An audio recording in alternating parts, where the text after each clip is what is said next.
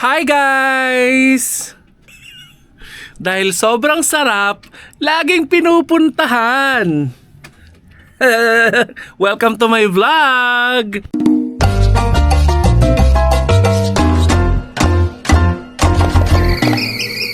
Sheena. Hello! Ngayon at napanood na natin ang sinabi ni Mr. Fu.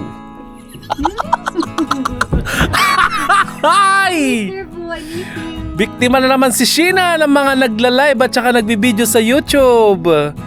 Noong nakaraan, Diyos ko, Uy! naipahamak na din siya. Pero Sheena.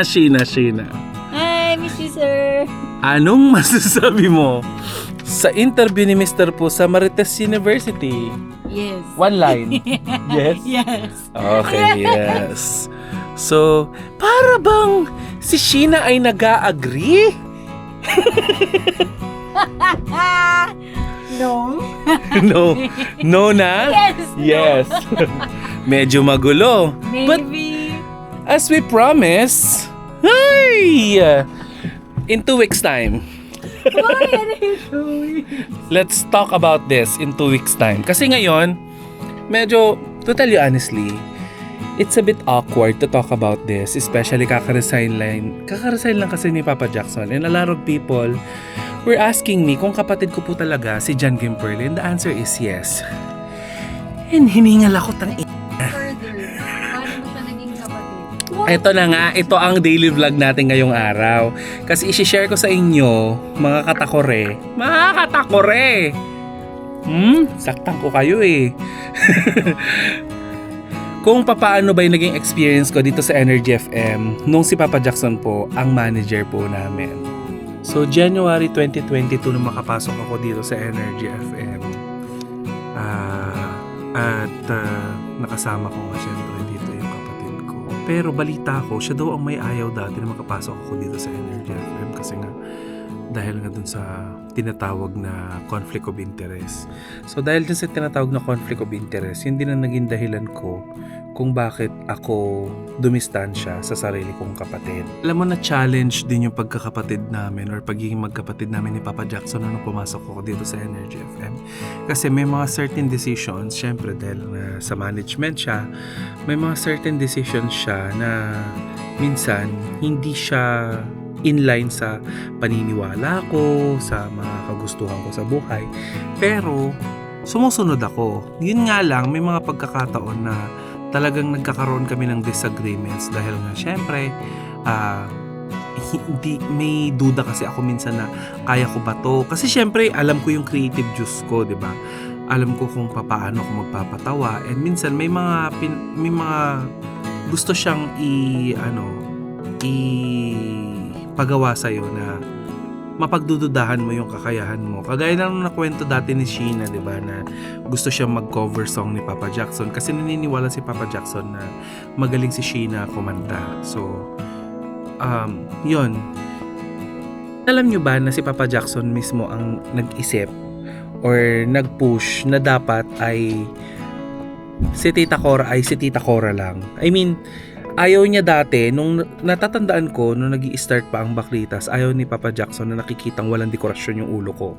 Kailangan may headband ako, kailangan mukha akong bakla. Mukha akong, alam mo yun, yung baklang loud, yung ganon. Pero over the years kasi, naisip ko na nakakapagod magwig ng magwig. Kaya nga tumaas yung hairline ko kasi dahil sa pagwiwig ko. Pagdidikit ng wig dito sa yung ganon. Over the years, for the past 4 years, talagang in-effort ko talaga ang pagiging Tita Cora. And yun din yung nag-push sa akin upang nang sa ganon ay yakapin na yung pagka-transition. Kasi, going back, nung hindi pa ako dito sa Energy FM, nung hindi pa ako dito nagtatrabaho, hindi naman talaga ako crossdresser. Pero dahil tinatawag ng trabaho yung ganito, yung ginagawang pagka-crossdress, kaya I must say, may halong napipilitan akong mag-transition kasi hindi talaga natural sa akin na nagko-crossdress ako. Pero natutunan ko na lang din siyang gustuhin nung kumikita na ako ng pera. Hindi naman syempre ako magpapaka-ipokrita do na hindi ko na hindi ko ginusto ito or hindi ako magpapa-ipokrita na ginusto ko lang ito dahil gusto ko lang din. Hindi. Ginusto ko ito dahil may pera, may bayad. Bayad si Tita Cora. Dahil kung hindi naman bayad, tas mag-iipit ka ng notes, ng notebook. Diba? Araw-araw ko nag-iipit ng notebook. Nakakapagod. Komang na nga eh. Natatawa na si Sheena. Komang na nga yung notebook ko, kakaipit ko, diba? Sabi ko, lalo na ngayon, syempre nag-hormones pa ako. Hindi na masyadong nagagamit yung notebook. So parang sabi ko, patanggal ko na lang din kaya ito o kaya paanod ko sa ilog, yung ganon. Baliw yung kay Mr. Hindi ka makasagot kay Mr. Fu. Ikaw, Sabi mo lang yes or no. sa mga nasabi ni Mr. Fu, wala iwas pusoy, mababash ka nito. Ano nga? Totoo ba yung mga sinabi ni Mr. Fu? Yan, mas matanda sa akin si Jim eh. Hindi natin pwedeng pilitin si Jimbo. So, kayo nang bahala na bumasa sa actions niya. Pero, ayaw nating ayaw nating sabihin, ayaw nating mag-put ng words sa bunganga ni Jimbo, pero mukhang natatakot siya magsalita. Saan nanggagaling yung takot mo? Sa takbo. Hayop ka. Doon ka na, may burger ka na! Experience ko sa pagiging boss experience ko sa pagiging boss ng sarili kong kapatid na si Papa Jackson, marami. Mas madalas niya akong pagalitan. Alam niyo kung bakit? Kasi gusto niyang ipakita sa lahat na fair siya bilang boss. Aminin ko naman, nung una talagang kinasama ng loob ko yun, nasabi ko, paborito ba ako nito pagalitan? Pero over the years na lagi niya akong napagsasabihan, lagi niya akong kinokorek, lagi niya akong ginaganito. Iniisip ko na lang dati na hindi dahil kapatid niya ako, kundi dahil siya yung meron na napatunayan sa industriya. Yun. Professionally, totoo, may napatunayan na siya sa industriya. Kaya nga siya pinapakinggan, kaya nga gustong-gusto siyang pakinggan, gustong-gusto siyang kunin mag-talk kasi may napatunayan na siya sa industriya. Hello? Yung galing sa Lola Nenas? Yes po. O kakapadala lang ng merienda ni Tita Alicia Balatbat ng Lola Nenas. Ayan. Anyway, going back dun kay Papa Jackson, maraming beses niya akong napapagalitan. Ang hindi ko lang gusto sa kay Papa Jackson is minsan papagalitan niya kayo sabay-sabay, 'di ba Sheena? Sabay-sabay, harap-harapan. So para kaming isang buong pamilya na pinapagalitan niya na syempre ikaw, lalo na kapag ako personally hindi ko type yung ganong klase ng pagdidisiplina ni Papa Jackson kasi napapahiya nga ako. Ako pa naman, ang hirap kong i-boost yung aking self-confidence. Yun yung totoo. Bilang ako po ay nanggaling sa hindi naman ganitong industriya at nahihirapan pa akong mag-cope up sa ganitong klase ng industriya, ang tagal kong trinabaho na magtiwala ulit sa sarili ko para mapagalitan ako sa harapan ng iba. Kaya nung time na manager si Papa Jackson, yun yung pinakaayoko sa lahat sa ginagawa niya, yung napapagalitan ka niya. Wala siyang pakialam kung may nakakarinig na iba. Pero masasabi ko din na isa yun sa mga bagay na dahilan kung bakit natuto ako. Kasi mamomotivate ka eh. Kaysa mapahiya ako, gagalingan ko, 'di ba? Lagi niyang sinasabi na okay lang maging pasaway basta magaling ka. Kasi kung hindi ka naman magaling, tapos pasaway ka pa, ba't di ka na lang mamatay? Ay, hindi. Diba? Yun. Basta yun. Hindi ko alam yung you're not a brand.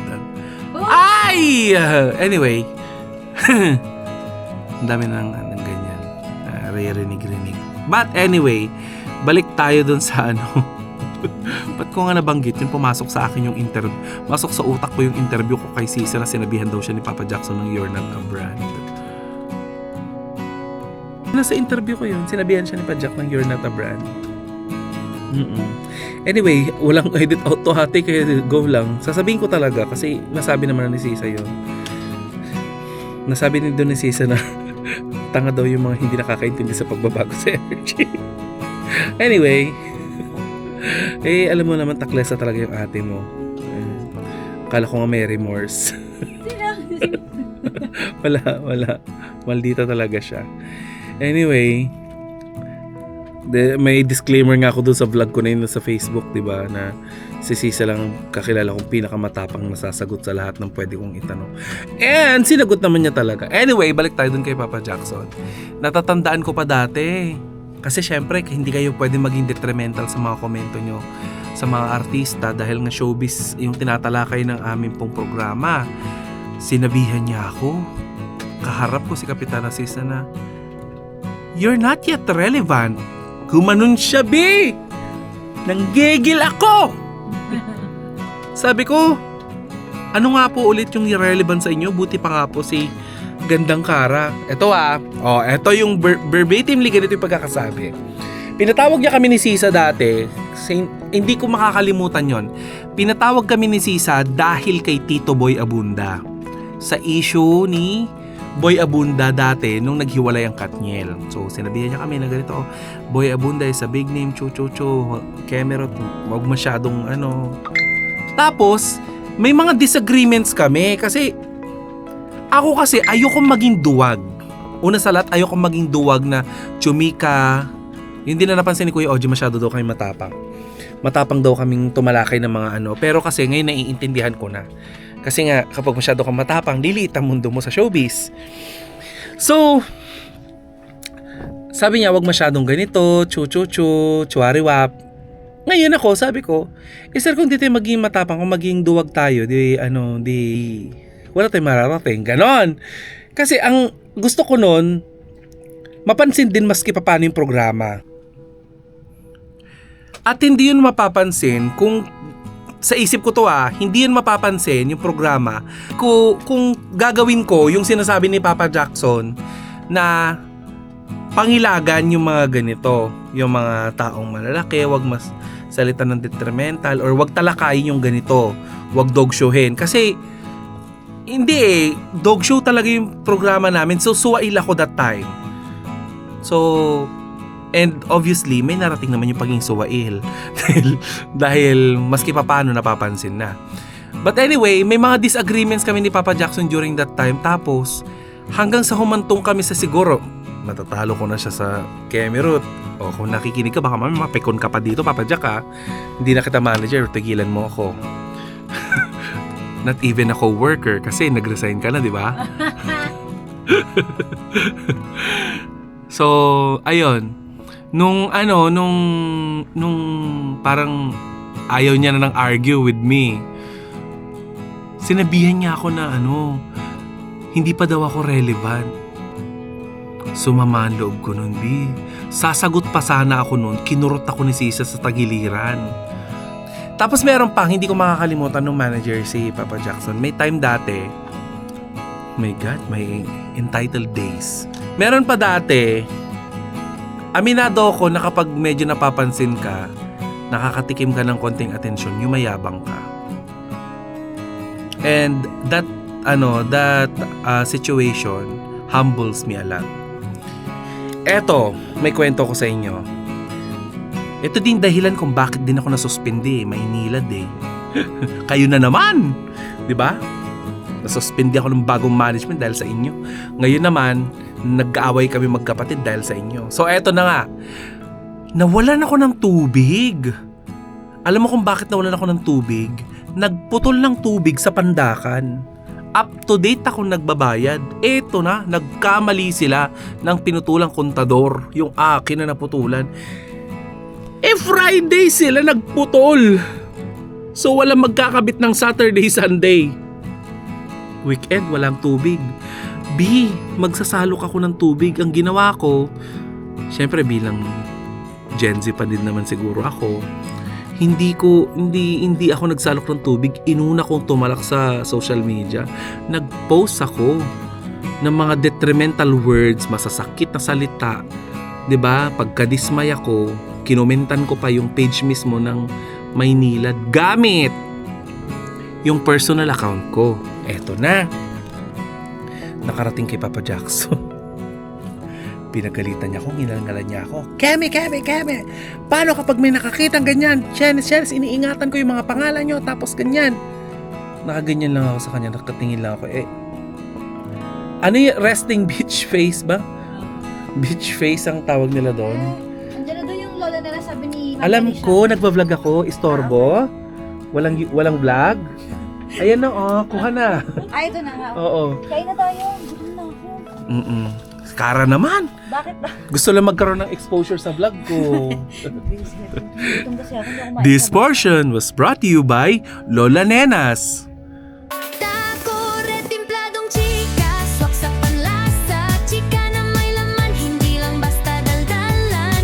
Kada kwento may bagong sorpresa, sa tako, chikang panalo talaga.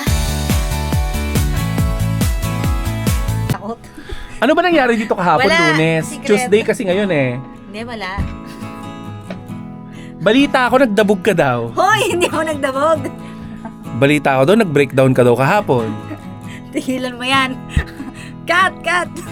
Totoo, hindi to design. Hindi. Bago yan. May tagyo ka Ay, rin. wala, binablog mo ba lang yan?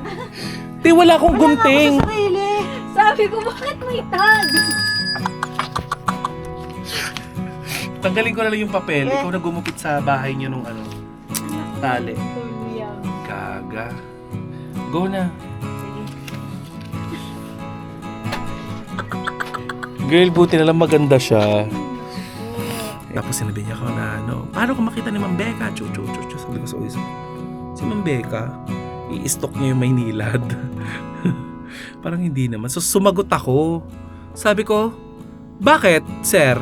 Kayo po ba ang nagsalok ng tubig? Di ba ako naman? Tapos sabi niya, girl, that time, girl, yun yung time na may tubig yung baga ko. Tapos, hindi, angioplasty. So, candidate ako for angioplasty. Hindi ako pwedeng magkikikilos ng ganun. Ngayon, sabi niya ganyan, wala akong pakialam. Sabi niya, girl. Sabi ng utak ko.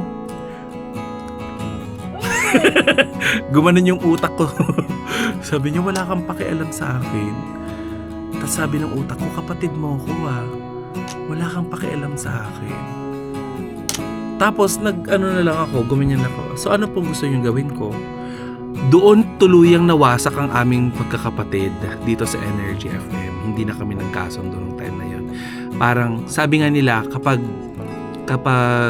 galit ka sa isang tao, lahat ng gagawin niya, ngayon alam mo na dyan, Kimberly, ba't sumamalog ko sa'yo? Lahat ng gagawin niya, lahat ng ipapanukala niya, parang against ka. Oo, tapos eto na yung pinakalas. Marami pa kaming disagreements, pero ito yung pinakalas. Yung podcast, season 3. Eto na. Nagkaroon ng disagreements kasi nga gusto ko makialam dun sa produksyon dahil gusto ko mas mapaganda. Dahil kami yung host, gusto ko magkaroon kami ng touch dun sa mismong produksyon upang nang sa ganun ay mas nakakatawa, mas maganda. Gusto niya siya na naman. Kasi nga, siya naman gumawa sa amin. Naglabas siya ng hinanaing. Well, actually, to be honest,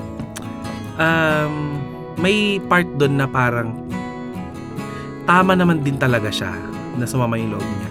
Kasi may mga certain people sa production na hindi siya tinouch na, oy sir, mag-i-start na ang Baklitas Keme Road sa podcast. May mga pagkakataon doon na hindi siya nakakasama sa meeting. Hindi ko alam bakit nga ba hindi siya sinasama. So, naglabas siya ng sama ng loob, Keme. Siyempre, dahil kapatid ko siya at alam niya na may galit ako sa kanya. Feeling yata niya, yun ang dahilan kung bakit hindi na naman siya sinasama. Kayong siya naman ang gumawa sa Baklitas. Kahit ako din naman sasama din ang loob ko doon. But anyway, to cut it short, nagkaroon na kami ng disagreements. Ganito kasi yon. Lagi sinasabi niyang si Sisa na, Mare, no matter what happen, poprotektahan kita. Ako ang kakampi mo. Pero pag oras na ng awayan, alam niya ni Sisa, alam mo yan. 'Di ba? Hindi ko kailangan maang-maangan. Alam mo yan na nung huling nagkaroon kami ng disagreement si Papa Jackson, anong sinabi ko sa'yo? Para nyo akong iniwan sa ere kasi ako lang yung nakipaglaban. Pero madami kayong chika nung time na yon. Pero dahil ako yung palaban, eto nung manager si Papa Jackson, at hanggang ngayon naman, Kapag nakita mo ako naka-red lipstick or dark red lipstick, ibig sabihin galit ako. Oh, trivia yan. Ibig sabihin may gusto kong away, may gusto kong malditahan. Yun ang dahilan kung bakit naka-dark. Hindi ko alam kung nakita nyo yun dati, pero may mga pagkakataon. Sige. Ang istorbo naman nito. Gusto niya talaga magkaroon ng Kasi binigay ko exposure na sa kay vlog Balahat. ko. Ano ba? Binigay ko na kay Balahat dahil buntis siya Ang ganda mo pero may tag naman yung damit mo. Ano ba? Go na yung pinapagawa namin. Oo. Gawin mo na, anong oras na? So yan, nagkaroon kami ng disagreement. Siguro nakita niyo sa story ko sa IG dati, yung kalat-kalat yung lipstick ko, kalat-kalat yung ano ko. Kasi galit na galit ako. Kasi ngangangat-ngat siya. Ngangangat-ngat siya sa amin, sa harap na naman ng lahat ng produksyon. So nakaganyan lang ako. Tapos during that time, naka-sleeveless ako. Bitsesang-bitsesang itsura ko. So nakaganyan lang ako. Hindi ako umiimik habang ginangat-ngatan niya ako. Hindi ako umiimik. Tapos sinabi kong ganyan na, sir, kung ako pong masusunod, ayoko na pong mag-podcast. Ayan na, ayaw ako matitinding revelation ha. Sa totoo lang, sir, kung ako pong masusunod, ayoko na mag-podcast. Tapos sinabi ni Papa Jackson, it's not your decision to make. Kami ang masusunod kung gusto namin kayo mag-podcast kasi kami ang management. So sabi ko sa utak ko, so wala akong choice, papagawin niyo ako ng bagay na hindi ko gusto. So during that time, nag-iisip na ako mag-resign. Gusto ko na talaga umalis ang Energy FM. Ilang beses na. To tell you honestly, umabot na ng 6 times na mag-resign ako.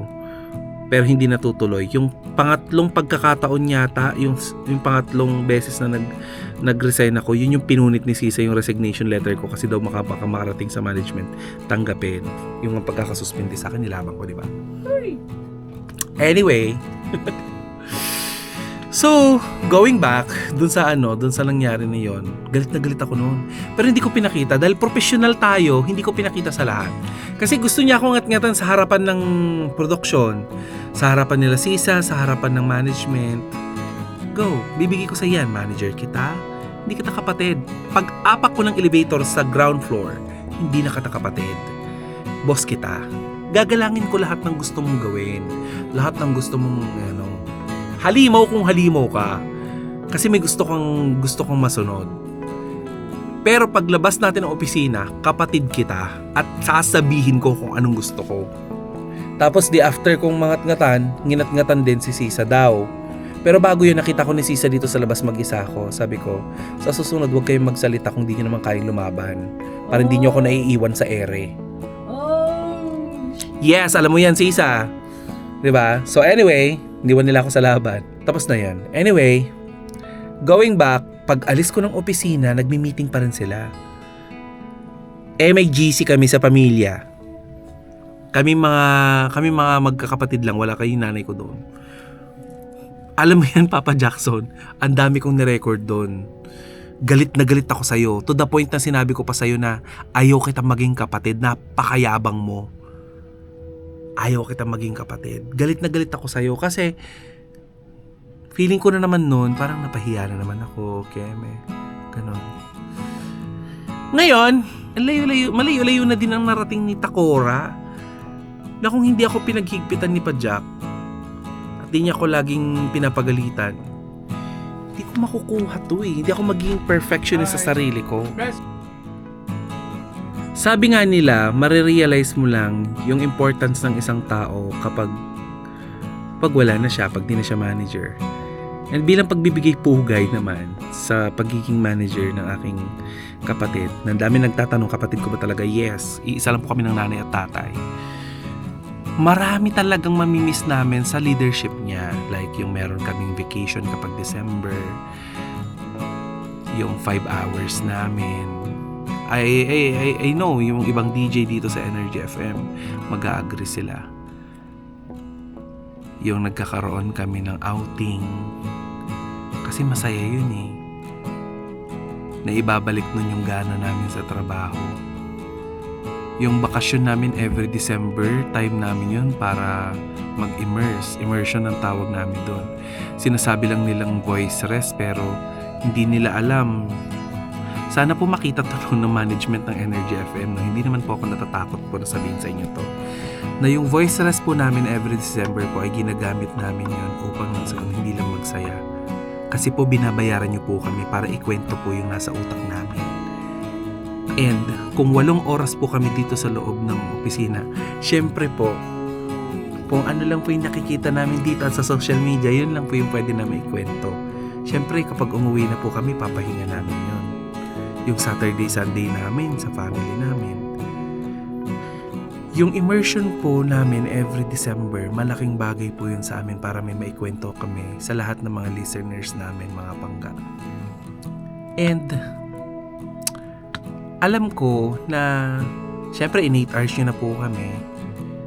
Gagawa po kami ng paraan upang nang sa ganon ay bagawa pa rin po namin yun sa pamamagitan ng mga bagay na hindi po namin lalabagin po ang inyong pong mga policies. Kasi mahal po namin ang trabaho po namin bilang mga DJs ng Energy FM. Isang patunay kung bakit mahal namin or isang patunay na mahal namin ang trabaho namin, isinaalang-alang ko po yung pagiging magkapatid namin ni John Gimperly sa loob ng 4 na taon. Tiniis ko, ang kasungitan niya, tiniis niya ang pagiging maldita ko din. 4 na taon kaming hindi nagkikita kapag may family gathering, hindi kami nagkikita kapag December. Hindi dahil ayaw namin, kundi dahil pinipili ko pong huwag pumunta upang nang sa ganun hindi mahaluan po ng personal ang trabaho. Ganon, Kara.